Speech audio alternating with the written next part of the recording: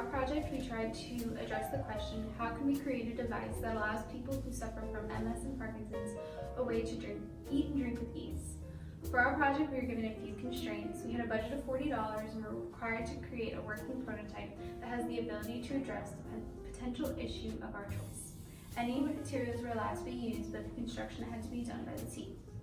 So one of the first steps of the engineering design process is research, and the first aspect of research we did was on the disease we chose to focus on. We researched the symptoms and how they might affect a person's ability to eat and drink.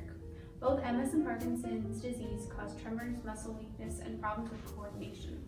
These would all affect a person's ability to pick up cups and silverware without spilling them and putting them into their mouth.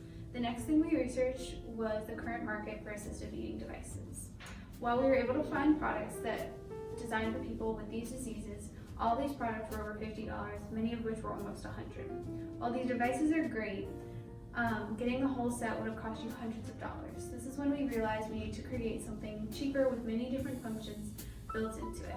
Next, we started researching materials, and we wanted to find a material that would be cheap but also food safe. And then finally, we began researching possible designs. We came up with two major designs for our project. The first design was a plate that was on a tray with a track on one side of it. The cup that would be used would have the lip on it so that it could slide and lock into the track, that you could slide it back and forth. We quickly realized that it would be difficult for someone with tremors to lock a cup into a place, so we came up with our own second design. This time, we designed a plate with a rotating arm on it that you could simply place a cup into and it would slide back and forth. So we decided to go ahead and build our second design. Not only would it be user-friendly, but it could be built relatively cheaply, both within our budget and so that our final product would be something affordable to the public. In order to create our prototype, we first had to create the arm. The arm would attach the cup holder to the plate. The arm was attached to the plate using a dowel, which we glued onto the plate. That same glue was then used to attach the cup holder. When first testing our project, we realized it would quickly fall apart. We needed to find a stronger glue than the one we were using. We also noticed that the wooden arm did not slide very well on certain surfaces, especially with the weight of a cup in it. So we decided to put felt on the bottom of it so that the cup could slide easier on tabletop surfaces. After these improvements, our project worked significantly better. So this is our final design, and we just wanted to show you how it works in practice. So you can just set up on the table like this, and you can insert a cup into the cup holder, and then if you just wanted to push it away from yourself, you can push it away, and then if you want to push it back, you can just push it back, and it just works like that. And there's limited mobility on the bottom so that you're not reaching over your food to get stuff. So the main challenge that we faced was incorporating all of our ideas for our project into a design. When we started the project, we figured out fairly quickly that we wanted to help people who experience tremors by creating something that would make dining easier.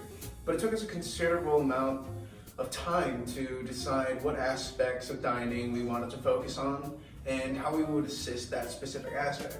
Once we had decided on assisting with moving a cup while eating, we needed to decide if that was going to be a single product or if we were going to try and attach it to a plate to create a complete dining set. We decided on the latter and created a design that would have a track attached to the divided plate, allowing the user to insert the cup into the track.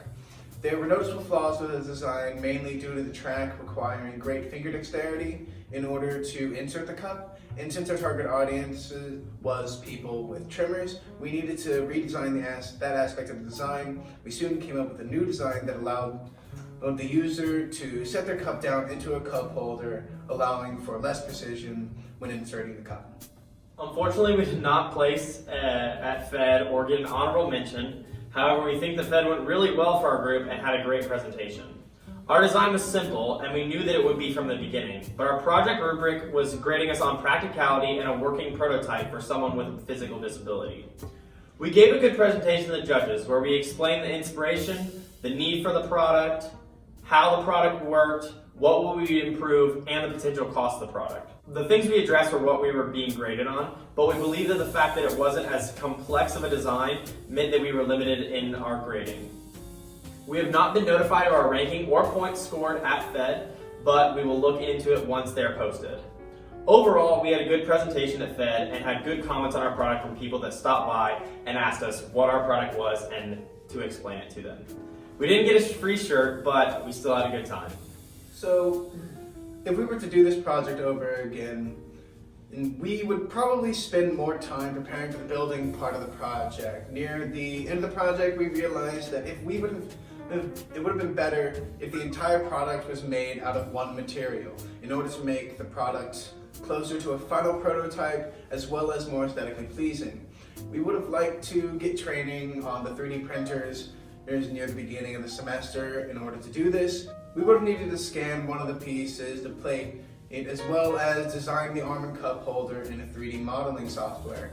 If we had started on the preparation for building sooner, we believe that we possibly could have made the entire thing out of plastic and potentially have added the functionality of detaching the arm. All in all, we had a successful FED Day. To the freshmen worrying about FED Day, don't worry too much. Here at NC State, we have so many resources that will help you have a great FED Day.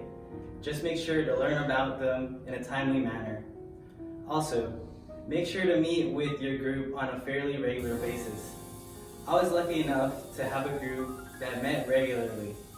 When you meet regularly, you make sure to get stuff done. And when you get stuff done, FED Day won't come creeping at you.